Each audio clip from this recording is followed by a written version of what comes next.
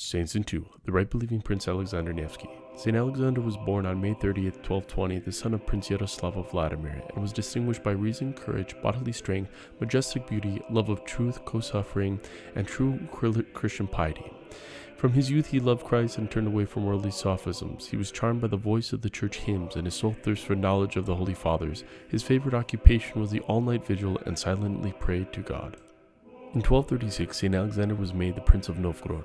In 1240, the Swedes attacked his princedom, but he was not afraid of the enemies, not only by strength of his army, but as much by faith in the help of God, saying before battle, "The power of God is not in numbers, but in truth." On the shores of the Neva River, the Holy Prince gained victory for which he received the name Nevsky.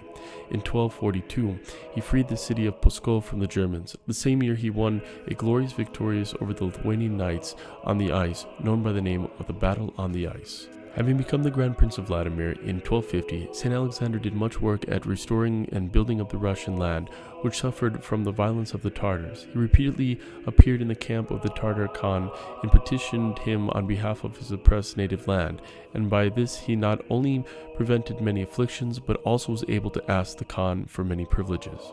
St. Alexander was also a confessor of the Christian faith, ready to suffer for it. In his meeting with Khan Batu, he refused to bow down before idols, and later rejected delegations sent from Pope Innocent IV to accept the Roman Catholic confession. Heavy labor and ascetic efforts disturbed his health, and feeling for the approach of death, he accepted the tonsure of a schema and took the name Alexis. He received Holy Communion and died on November 14th of 1263 and was buried in the Nativity of the Theotokos Monastery in Vladimir.